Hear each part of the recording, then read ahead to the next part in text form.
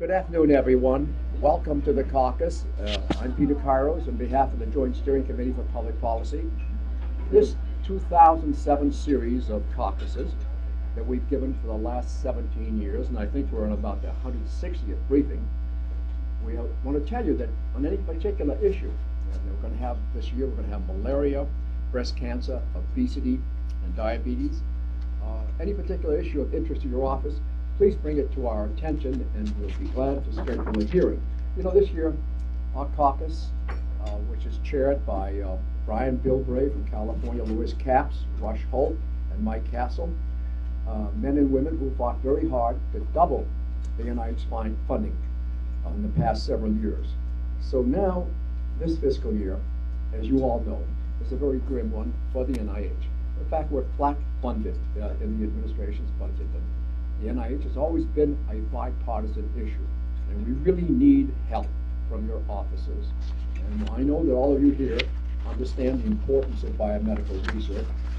And I also would like to say that there are, in the House, there are a couple of letters, dear colleagues, sent out by Chris Shays, Chris Smith, Ed Markey, Henry Waxman, Dave Reichert, and these letters simply say, support a 6 or 7% funding for the NIH, and they're written to as dear colleagues that your members could sign on to and send to the Appropriations Committee. So we hope you will consider these letters. Today we're going to consider the current science of Alzheimer's, better understanding the development of disease through scans has revealed brain plaques and tangles. This technology can identify people most likely to benefit from prevention treatments, even though they may not develop Alzheimer's disease for years.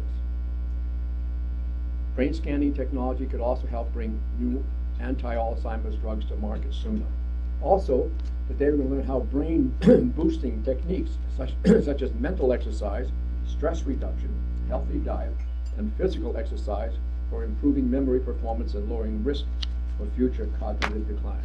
We're privileged today to have with us world-renowned scientist, Dr. Gary Small, who is the director of the UCLA Center on Aging, the Paolo Solomon Professor on Aging, and a professor at the Semel Institute for Neuroscience and Human Behavior at UCLA. Dr. Small leads a team of scientists working on innovative technologies and strategies for early detection, prevention, and treatment of age-related memory loss. He is the co-inventor of the first brain scanning technology that provides a measure of brain plaques and tangles, the physical evidence of Alzheimer's disease in living humans. He has authored several books, in fact 500 scientific works, as well as several best-selling popular books, including The Memory Bible and The Longevity Bible. In 2002, Dr. Small was named as one of the world's top innovators in science and technology. Welcome to the caucus.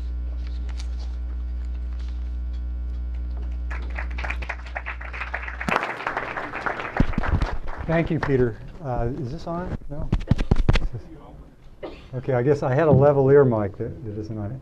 It's great to be here. It's certainly an honor to be invited to speak before all of you. And I'm going to be talking about a topic that is very important, I think, to all of us. How many of us here have ever had a forgetful moment? Anybody? Yeah, anybody not remember if they've had one? So we joke about these kinds of middle-age pauses and forgetful moments all the time. But we're also very concerned when they become so severe that they impair everyday life. And that's a tragedy that affects millions of people in this country and their relatives. And I'm going to talk about that. I'm going to talk about what we can do right now to help us and some of the new research innovations that are helping us all to achieve more and come up with more effective treatments. Now, I guess this is not working. What's that? It is working? Can you hear me from here? Okay, good. Okay, good. So now I wanted to just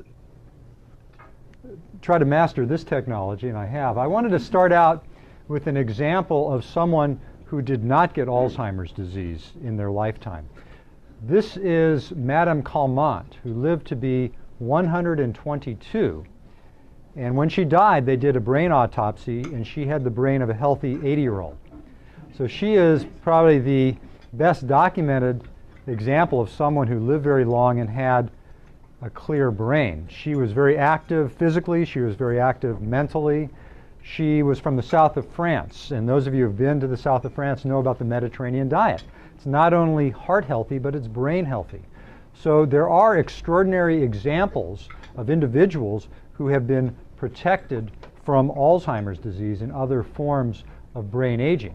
But that's not the case for most of us. In fact, as we get older, the risk of developing a severe cognitive impairment like Alzheimer's disease increases drastically.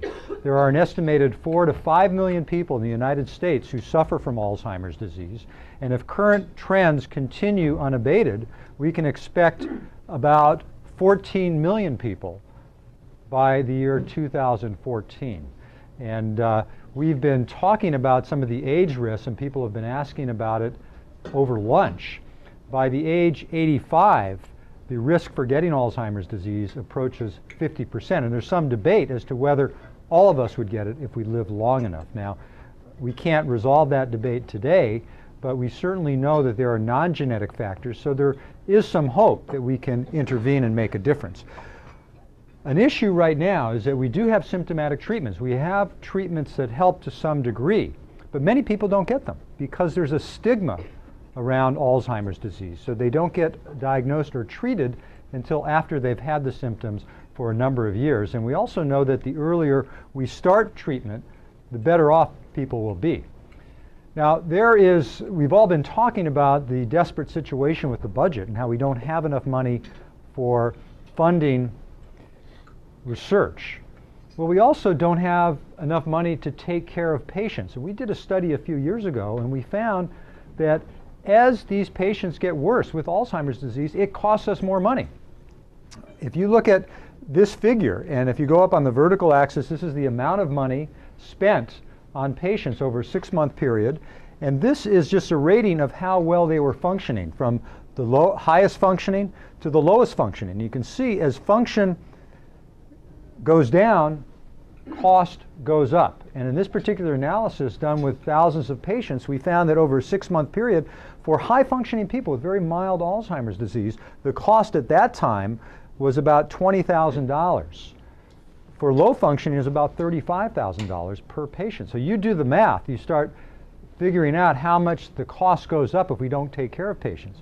Right now, with just symptomatic treatments, we can keep people at the high-functioning level longer, for 6 months or a year or more, especially if we start treating them early. Now let me just define a couple of terms that we hear about just so we can move on. The first is dementia, which is what people used to call senility. It's basically impairment in memory, impairment in at least one other mental function like language, and it interferes with everyday life. So the kinds of forgetful moments or pauses we all experience. You walk into the kitchen, you don't know why, whatever it may be. I had a memo once in my hand and it disappeared from my hand. Of course, I was multitasking and put it down somewhere. That's not dementia. Dementia is when those kinds of things get to be so frequent that it interferes with life. Alzheimer's disease accounts for about 60% of late life dementias. And there the onset of symptoms is gradual and progressive. We can't find another cause like a stroke or a medication effect or some other condition causing it. And when we look at the brain at autopsy, we see abnormal protein deposits called amyloid plaques and tau tangles. And I'll show you what those look like in just a moment. In fact, if you look at a normal brain at autopsy, it's nice and plump like that. But an Alzheimer brain is all shriveled up. And when the pathologist takes a little bit of tissue from different memory centers of the brain and looks at it under the microscope, they will see with special stains these plaques, these round lesions, and tangles, shriveled up neurons, and broken down deposits in the brain. This is what many people think cause Alzheimer's, or at least is a very strong marker of Alzheimer's disease. But notice in a normal person, you see an occasional plaque and tangle. And we can see these kinds of lesions even in young people, and they build up very gradually throughout life. Hence, bringing up this debate, is Alzheimer's disease really just the end result of our brains aging? Now, we don't have all the causes and we don't know everything that contributes to the disease. We certainly know that age is very important. I mentioned that at age 85, about 50% of people are at risk. At age 65, it's about 5 to 10%. So every year of age increases one's risk. Family history or genetics is very important. It's not the whole story. There's a gene called ApoE that everybody possesses, and about 20% of the population has ApoE4, which increases a person's risk. Doesn't necessarily mean that you're going to get it, but it does increase your risk. There are decreases in brain messengers or neurotransmitters. You may hear about the cholinergic system that is impaired with Alzheimer's disease. Brain circulation can decline, so people have small strokes or hypertension that can increase your risk of cognitive impairment. Medical illnesses, if somebody has diabetes, Peter, you mentioned diabetes earlier. People with diabetes have an increased risk for Alzheimer's disease. Hypertension can affect circulation in the brain, so medical illnesses. Head trauma. Anybody who hits their head and loses consciousness for an hour or more has an increased risk. Inflammation is another factor that may be important. And these abnormal brain deposits that I talked about, plaques and tangles. Currently, there are 4 approved drugs for Alzheimer's disease to treat the symptoms. You might have heard about some of these, and I've listed them here, the generic names and trade names, drugs like Aricept, Razodine, Exelon, and Namenda. It's important when we diagnose patients to start the drugs because we do find that it improves their symptoms temporarily. And if we take the patients off the drugs too early, they will go downhill more rapidly. But these drugs do not cure the disease, and they do not halt the disease. So we're looking for more effective drugs, and there are many compounds that are under investigation. For example, there are medicines that we have today for medical conditions. Statin drugs to lower cholesterol. There are some studies suggesting they may protect the brain. Anti-inflammatory drugs, drugs that we take for aches and pains, may have an effect on protecting the brain as well. Now, we haven't proven this yet, so we don't recommend these drugs routinely as a brain protective approach. But if somebody does have an indication for taking these medicines, it's possible it may protect their brain. There are new drugs under development, and large pharmaceutical companies and biotech companies are working on these medications, particularly focused on keeping these abnormal protein deposits, the plaques and also the tangles, from building up in the brain. And even supplements are being explored. There's a supplement called curcumin. I don't know how many of you have heard of this, but it's in curry spice and yellow mustard. And we've done some studies in our laboratories showing that the curcumin seems to dissolve these plaques, and we're beginning a clinical trial to see if it does anything. It's interesting that in India, the rate of Alzheimer's disease is 4 times lower than in the United States. Possibly related to eating curry, maybe not, we don't know, it's just an association. And then I'll also comment about healthy lifestyle and how that protects the brain. So if we look at cognitive function or brain ability versus time, without treatment, we're all on this downhill slope. What our goal is, shown here in the dotted yellow line, to identify candidates for treatment early and slow down this decline. Unfortunately, what we're doing now is probably too little too late. We wait until someone has a diagnosis of dementia, we treat them and we help them, but I think we could do a lot more to protect the brain before there's damage rather than wait until there's damage and then try to reverse that damage. Now, in trying to solve this problem, what we have done is define different levels of cognitive impairment. So again, we're going down this slope of cognitive decline. Here's normal aging, and there's some deficit in our 40s and 50s, mild memory complaints.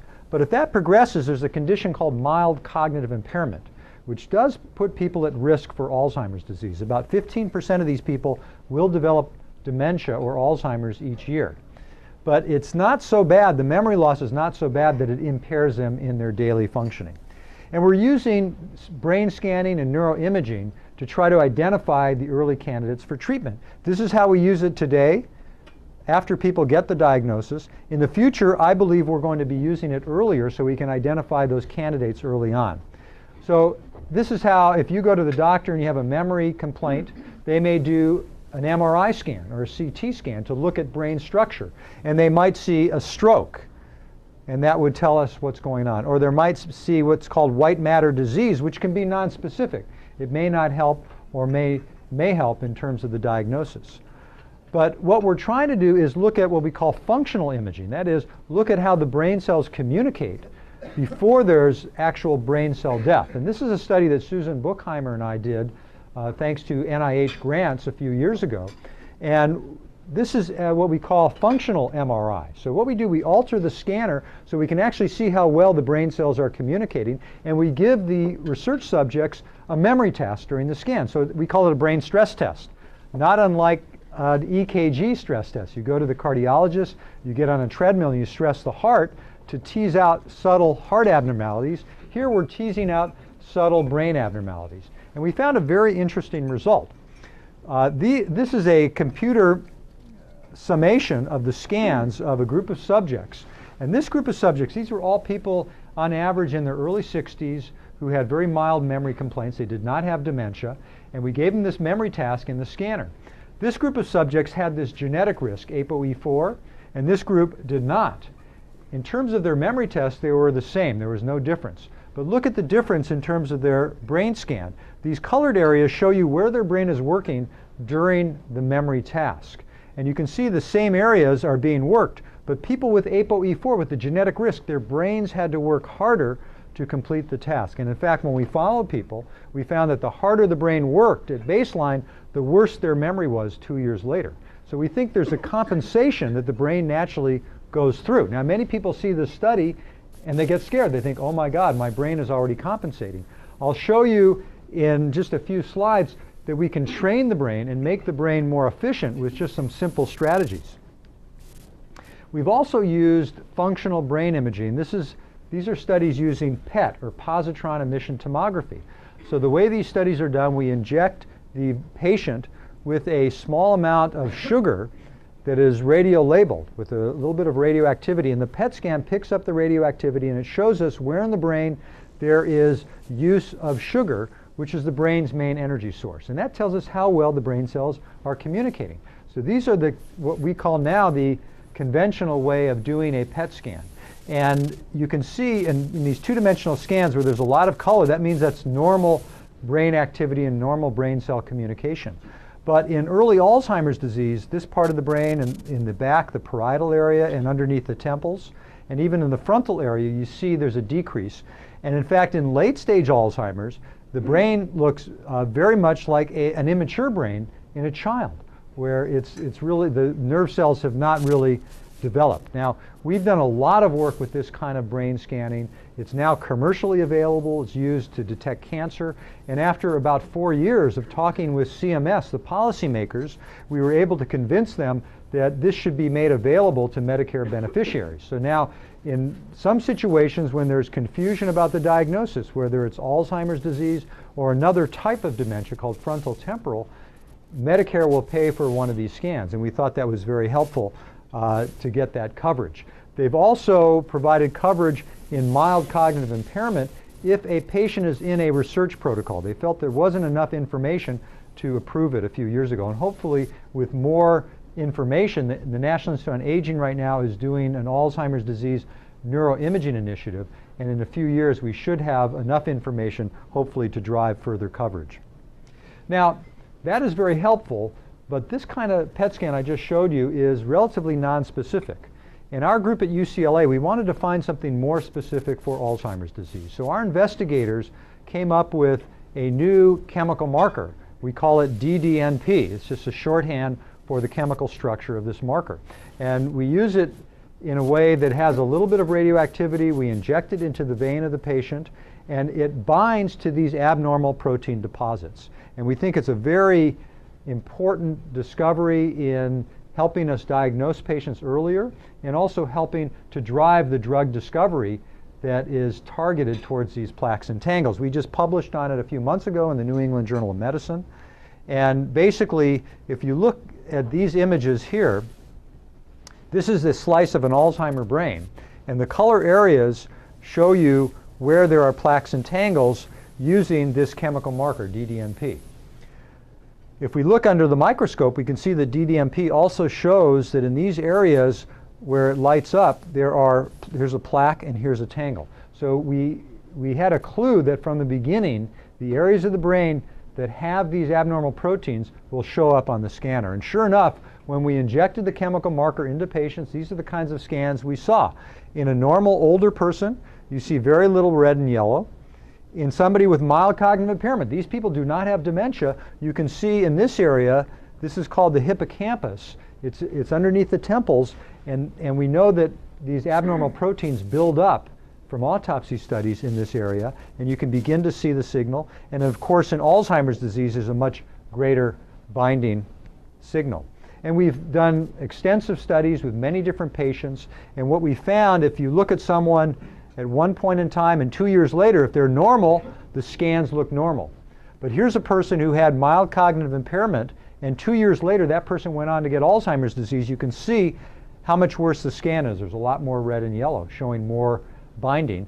And then here's someone with Alzheimer's disease who died a year later, and then we could examine their brains under the microscope, and we saw indeed the plaques and tangles were present underneath the microscope in the areas of the brain where we saw the signal on the scan.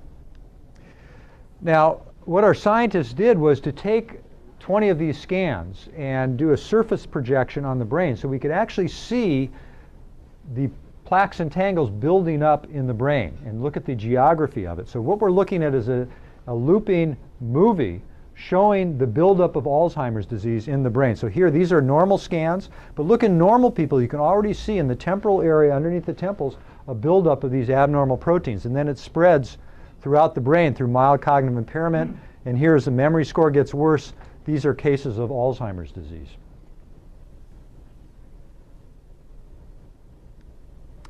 Now, what this technology allows us to do, in this paper we showed how this performed better than the conventional types of imaging modalities, but I think what's even more important is to be able to test new compounds as they're being developed to see if they're working. So if we look at one of these scans before and after treatment, what we might hypothesize, if we have curcumin, or we have an anti-inflammatory drug, or we have a new anti-plaque or anti-tangle drug, with an anti-plaque drug we might predict that this part of the brain, which we know has lots of plaques, would have a preferential effect as a result of this kind of treatment.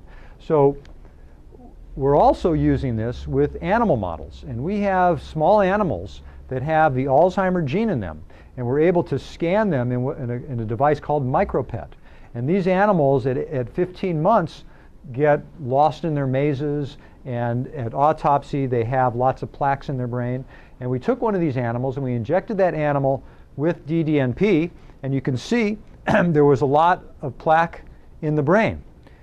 We fed that animal Naproxen, which is a common anti-inflammatory drug, and this is what it looked like 2 days later. Now, that does not mean that we've actually dissolved all these plaques in the brain. What it means is that the naproxen, as we suspected, is binding to those plaques in the brain. We've done other experiments where drugs like ibuprofen, naproxen will actually dissolve these plaques in the test tube. So we're doing further studies to see if this is something that will work in the future to protect the brain. But what it allows us to do is have a system to test new potential treatments. So we can look in the laboratory and find interesting drugs or compounds, test them in the animal models, and then if they look useful, then we can go right into human clinical trials using the same technology. This is important because the animal studies are expensive, but once you get hundreds or thousands of people into these clinical trials, it takes a long time and a lot of expense. But I think using this approach, I'm very optimistic that we will come to a time when we use a brain check where we can do a scan of the brain for abnormal proteins and use it very much the way we use a cholesterol level to detect who has a high cholesterol, who should take medicine to prevent a heart attack or stroke. Here you could get a brain check and take a medicine, a vaccine, or a drug to prevent Alzheimer's disease. in the meantime, what about lifestyle? We've been hearing a lot of it in the media, the Wall Street Journal, New York Times. They've been covering some of the recent studies. And I've been writing about this in my books, and we've done some initial studies on this. And I just wanted to spend a few more moments talking about how a healthy lifestyle affects the brain. And there's just a few areas I'll touch upon. First would be mental activity, brain exercises. Anybody here do crossword puzzles? Anybody? How about Sudoku? So Sudoku is taking over. Well, there's some evidence suggesting these kinds of puzzles or activities may protect the brain. It's not absolute, but it's certainly suggestive. There's also studies showing that we can train people to have better memory and cognitive skills. A recent study found that you could improve memory objectively, and you could sustain those effects for 5 years if people keep up the techniques. So mental exercise is one approach. Another approach is reducing stress. Animal studies have found that animals under stress actually have smaller memory centers in the brain. They lose memory cells in the hippocampus. Humans injected with stress hormones like cortisol have impairment in memory. And we also know that if we're stressed out, we can't focus attention, it can lead to depression, and all those are issues that will affect memory performance. Physical exercise may be very important. I just saw another study that came out finding that when people or animals exercise, it protects the brain. So whether you golf, garden, play tennis, or jog, it probably lowers your risk for Alzheimer's disease. One study found just walking 10 minutes per day will lower your risk for Alzheimer's disease. So cardiovascular conditioning may be brain protective. And then finally, diet may be brain protective. So if we control our weight, we're not going to have weight-related physical illnesses like hypertension and diabetes that will affect the brain. Also, a diet heavy in omega-3 fats from fish and olive oil is associated with better brain health. And then the types of carbohydrates we eat. If we eat all those chips and processed foods, that can increase our risk for type 2 diabetes and is not a brain-healthy diet. We did a recent study where we combined these kinds of healthy lifestyle approaches in a 2-week program that was not overly intensive. It took people about a half hour a day to do the memory exercises, to do some walking, some relaxation exercises, and to get on the proper diet. And we did brain PET scans before and after. We did memory tests. We found that just in 2 weeks we could improve memory scores significantly, and we also had a significant effect on the brain scans. Here's the brain PET scans, a composite that the computer generated of all the scans, and this is using the more conventional brain glucose PET scan. And we found that in this area of the brain, in the front of the brain, there was improved efficiency. That is, there was less activity going on. This is not a random area of the brain. It's an area that controls everyday memory. So we thought that was meaningful. We also did some brain stress tests in some of the subjects. So this is that study I showed you earlier where the volunteer is doing a memory task during the study in the scanner. This was a woman, a 46-year-old woman who was multitasking. She was complaining about her memory. Her memory scores were about average for a 46-year-old before she started the study. And this is what her brain stress test looked like. You can see there was a lot of activity indicated by the red. She went on the 2-week program, did the exercises, felt more empowered with her memory skills, felt more relaxed. Her memory scores actually improved dramatically. Her verbal memory improved 200%, so she was scoring about average for a 25-year-old. And this is what her brain stress test looked like. So she could do a lot more with her brain using a lot less energy. Now, we asked the question a year or so ago about what would happen if everybody changed their lifestyle, let's say in the United States. And to do this, I worked with some collaborators from the RAND think tank in Santa Monica, and we did some statistical modeling. We looked at the best epidemiological studies, and we created some models, and you can just see some of it here, looking at the relative risk to the population of taking just one healthy behavior. Let's say everybody started eating fish once a week. Then it would affect, how would that affect the relative risk? It would bring it down by about 25%. If everybody got vitamin C and E in their diet, or beta carotene, or took a little bit of physical activity, or started doing cognitive activity. So we did the statistical modeling, and we were very conservative about our estimates because we knew there were assumptions in these models. Some of these epidemiological studies, you cannot sort out the cart and the horse. So it's not absolute proof. So there were some assumptions involved, but it was an interesting exercise. Because what we found, if we did nothing, and this is from year 2004 to 2030, this is what would happen with no intervention. The prevalence or the number of cases of Alzheimer's disease would steadily go up.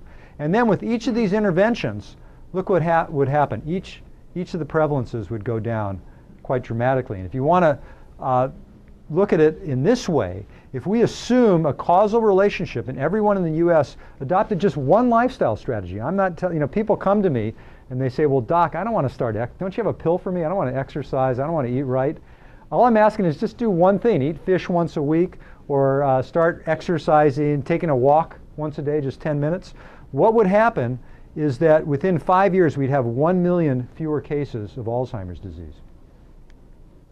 So to sum up, we have a real healthcare challenge right now. We have millions of people with Alzheimer's disease. They're not getting treatment early the way they should be. They feel a stigma around it. They're not coming in, yet there are symptomatic treatments available. We have some very powerful technologies. We have some funding for it, but we're struggling with the funding. If overnight we had an infusion of funding, I'm optimistic we could conquer this very quickly. We really have the technologies available. We just need the funding to push us over the edge to develop these technologies so we can detect the problem early, so we can test new medications and make a difference. And then the final conclusion has to do with lifestyle. This is another area that we're testing and looking at. But in the meantime, people can start living a healthier lifestyle, which even though we can't prove absolutely that there's an effect, we do know that it affects several areas of our lives. It'll improve your heart health, probably will improve your brain health, and it will make you feel better right away. So there are things we can do right now to help. I just wanted to acknowledge some of my many collaborators across the university and also in other universities around the country, and mention my several funding sources, including the NIH, which has been very helpful, and some of the conflicts of interest I have with consultation to other professional groups. Thank you very much for your attention.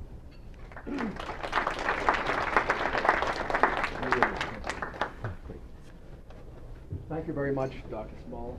We will now entertain questions. Let me ask you the first one.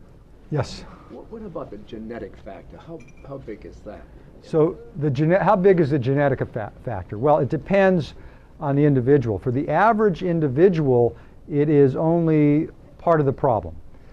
Even with ApoE being discovered, there are still genetic risks that we have not pinned down as yet.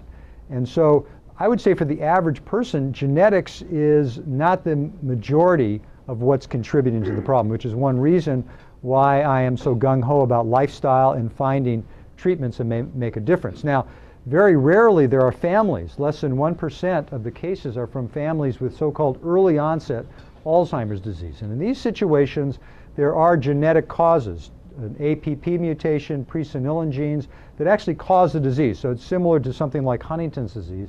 And in those situations, genetic testing may be helpful to guide families on what to do. How about ethnicity, regions of the world, Asia, Okay. Mediterranean? Does that affect? So what about ethnicity? You're asking me several questions. You're testing my short-term memory, I can see. So let me try to comment on those I can remember. There are certainly some genetic variabilities among different races, and that comes into play. But probably the most interesting findings have been in studying the disease in different parts of the world. Hugh Henry did a study where he looked at African Americans in Indiana and Africans in Nigeria, and he found the rate of dementia was higher in Indiana. And they thought one of the big reasons had to do with lifestyle, with diet, where there's a high-fat diet, there's processed foods in America, and in Africa there's a simpler diet that perhaps protects the brain. Yes, sir. I know you mentioned Please stand up. Say head trauma, something like that, with developing Alzheimer's down the road. What about other mental diseases, depression or bipolar disorder, something like that? Is there a connection? Sir, would you kindly wait for the microphone? Okay. Just wait a second for the microphone. Well, I can repeat it, yeah. You mentioned the connection between head trauma and developing higher risk for Alzheimer's later in life. I was curious about, is there any connection with previous mental disorders, such as depression or depressive disorder, something like that? With manic depressive disorder, there's not been a specific association, but with depression, particularly in late life, that does seem to be a risk factor for developing a progressive cognitive decline later on. Yes, sir. I have a wait for the couple- microphone, please. Thank you. I have a couple of questions. First of all, in your first slide, you showed this picture of this lady from southern France. I suppose she drank a glass of wine every day. What do you think about alcohol consumption? Okay. And how does that help? So let me answer that in case you have multiple questions. Alcohol consumption, well, it depends on the year. No. There have been a number of studies showing an association between moderate alcohol consumption and better brain health. So when they compare moderate drinkers to heavy drinkers and abstainers, the moderate drinkers, which could be maybe 1 or 2 glasses of wine a day, seem to do better. Now that doesn't prove cause and effect, but it is reassuring if you like to have a glass of wine at dinner that it's not going to hurt your brain. Okay, and the other question is of a different nature. You have this system where you can test drugs in animal models. How do you search for drugs? Is this a random search, or is it based on chemical principles? So how do we search for drugs? With the big pharma, the pharmaceutical companies actually have systematic ways of searching for compounds. So they have chemistry libraries, and they use large computers, and they go through very systematically to try to find drugs. In universities, it's not as systematic. It tends to be scholars getting together, looking at the literature, going by hunches, doing some experiments to try to find the best compounds to test. Dr. Small, you'll be interested to know that just a couple of years ago, we had a wonderful professor here. They did a longitudinal study in Massachusetts on drinking. 2 glasses of some small amount of alcohol every day was tremendous for the heart and health generally. You're saying the same thing for Alzheimer's? That's correct, yeah. And I mentioned wine, but 2 glasses, it could be any kind of spirit alcohol. We don't understand the mechanism. I think there's some recent work on some chemicals in wine. There may be a particular antioxidant that may protect the brain. It may have to do with, if you drink in moderation, you have a more flexible personality, and so it just could be a spurious finding. Or it may be a little bit of alcohol relaxes you and you have less stress that is affecting your heart and your brain. Yes, right there, ma'am. Thank you. You mentioned the 46-year-old that showed improvement over several weeks. What was it that you said that she did to show that improvement? Was there mental exercise or what was that? Yeah, we put her on a specific program that I describe in one of my popular books. So what we had her do were daily memory exercises, daily relaxation exercises, a little bit of cardiovascular conditioning, and we put her on a healthy diet. We had a whole menu that she ate each day. Now we've actually at the Center on Aging at UCLA, we've taken these memory exercises and we've created a 5-week program that volunteers teach that's been tremendously popular. In fact, it's now available in 6 states. I think they're starting it in Silver Springs, Maryland, at different senior centers and universities. So it is possible for people to learn these memory techniques. I didn't have time to teach them today, but it's really easy to do, and people find improvement right away. Yes, sir. Just wait for a moment for the microphone.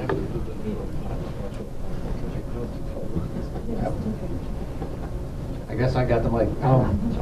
To what extent are memory tests by themselves useful as a diagnostic tool, given that you can improve in this way?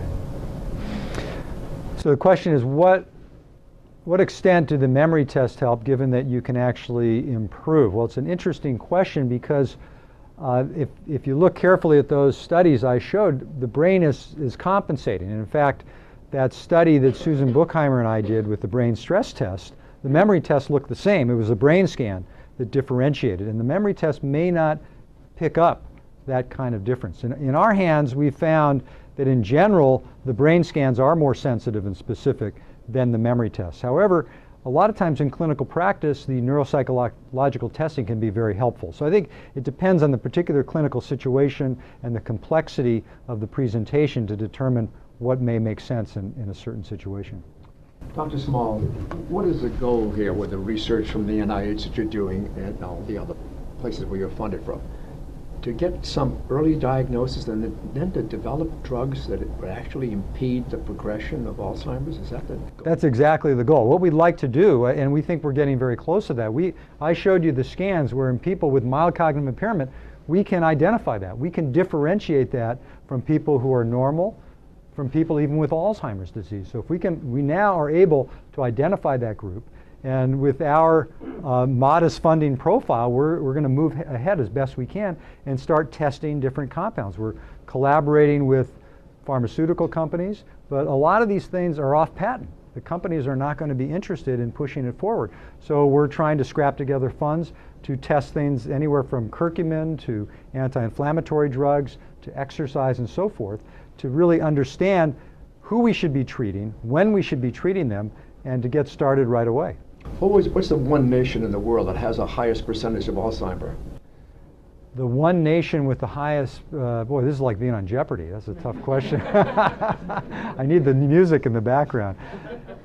You know, in general, what you find are similar rates for Alzheimer's disease. But I mentioned the study earlier in terms of different areas of the world. For example, in Japan, you find a higher rate of what we call vascular dementia. So strokes in the brain seem to cause a problem. Now you may think, well, why would that be? They're eating a lot of fish in Japan. Shouldn't they protect their brain?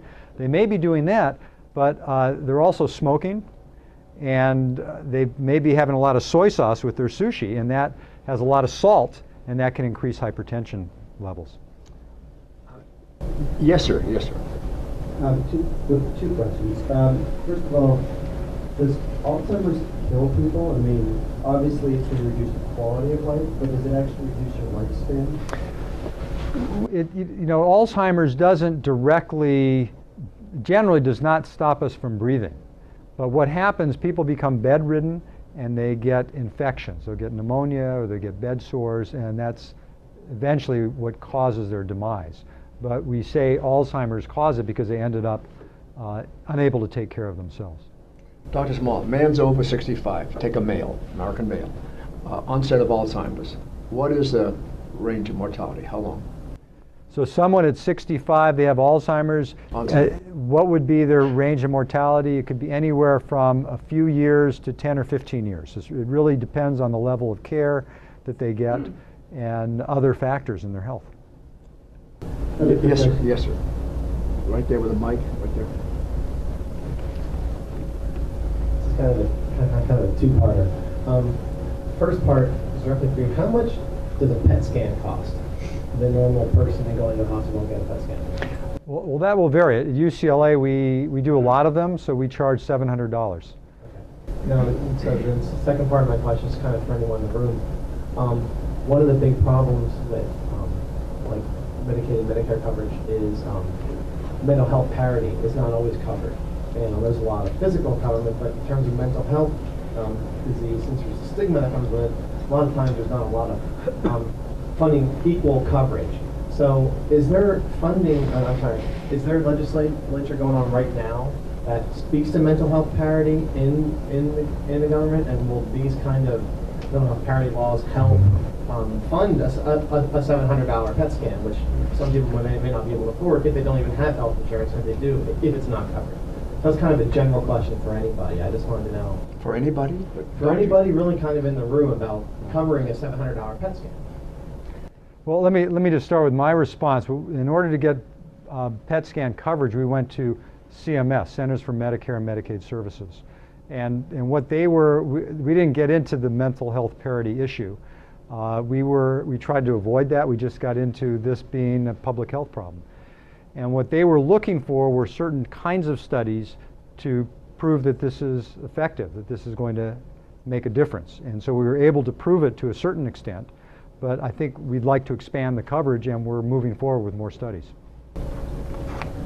I can speak to Yes, sir. mental health parity. The parity issue is an issue for outpatient psychotherapy. I don't know about scans and drugs, it's not an issue, but for outpatient psychotherapy, Medicare patients for physical issues have to pay 20% and Medicare pay 80%. For psychotherapy, patients pay 50%. And Congressman Stark has introduced legislation in recent Congresses to provide parity in Medicare.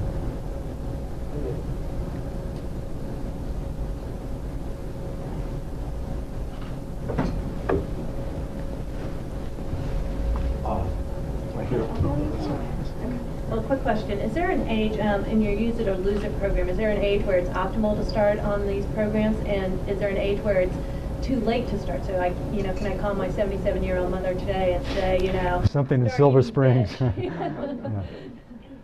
Well, we don't have information from systematic studies to be able to answer that in a way where I can say with confidence, but I can tell you from my own experience.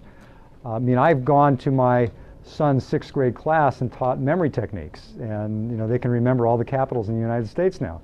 So I think it's probably never too early and never too late to get started. In the study I mentioned, we had people from age 35 to age 70 who were in the study, and there was a significant effect. So there's probably a range of when people can get started. Generally, people aren't that interested unless they're noticing some memory complaints, and that usually doesn't start until your late 30s or mid 40s. So people have to be motivated to try to do something. But given what we know about it today, I don't see why we can't start getting people more involved earlier. We have the kind of data I showed about the predictions of lowering prevalence of the disease. We have legislation in different states about where you can smoke. We try to limit smoking because we know it's not good for your health. And it might be possible to motivate people more to start living a healthier lifestyle. Yes? You noted ethnicity and genetics in causes of Alzheimer's. Have you done any studies regarding level of socioeconomic levels or poverty levels, mainly like high income versus low income? So the question is about what about socioeconomic factors, how they affect this. Our studies are not looking at these big epidemiological questions, but other groups have looked at this, and certainly there is a correlation between socioeconomics and risk. So in general, people who are coming from higher levels or who are better educated have a lower risk. And it's not clear what that means. Is it that there's enrichment, there's more education, so your brain cells are being worked out more, or is it a self-selection that people with better brain genes end up more successful in society? And it may be a combination of nature and nurture that explains that. Yes. When you assess memory, how do we account for the normal variability within the population? Not everybody has the same level of memory. Some have better memory than others. How do you account for that? To define what is normal and when it starts to be abnormal. Well, so the question is, how do we define normalcy and abnormal memory? And we do that just by doing many different studies on lots of people from different socioeconomic groups. So there are publications showing that if you perform a certain level on a test, that puts you in the normal or abnormal range. And actually, we do adjust for educational achievement. So for example, a very standard memory scale called the mini mental state exam, there's a way to adjust that if somebody has not completed high school. So we wouldn't expect them to do as well than if they did complete high school. Yeah, yes, that's right there, sir. Dr. Small, coming back to diet, do you think there is something to do with the level of antioxidants in the diet that can increase or decrease the onset of Alzheimer's? Yeah, there have been a number of studies showing an association between eating antioxidant fruits and vegetables and having a lower risk for cognitive decline. So there probably is something about that kind of diet that is brain protective, and in our programs we recommend lots of fruits and vegetables. Dr. Small, you said that by 2014 we're going to have about 14 million Americans with Alzheimer's. That's roughly 5% of our 300 million population. Does that ratio hold out year by year? It does, and if this is just projecting the current figures each year. If you look at the prevalence of the disease, it just keeps going up every 5 years of age, and our society is aging. I mean, medical technology has helped us to live longer. The issue is, will we live better? Yes, but we want you to live longer and work longer and pay more taxes. Listen, thank you very much, Dr. Small. Thank you very much. Appreciate it. We want to thank the Joint Steering Committee for Public Policy for providing this lecture. And I want to say again, Dr. Small's lecture, the ominous portents for America, how important research is. And these letters that I told you about earlier, dear colleagues, are around your offices. We want you to look at them. It calls for more funding for the NIH from the Appropriations Committee. So please take a look if you can. And you know, in just a couple of weeks, on April 25th, we're going to have another briefing on the subject of, quote, hormones in breast cancer, cause, prevention, and therapy. Thank you very much.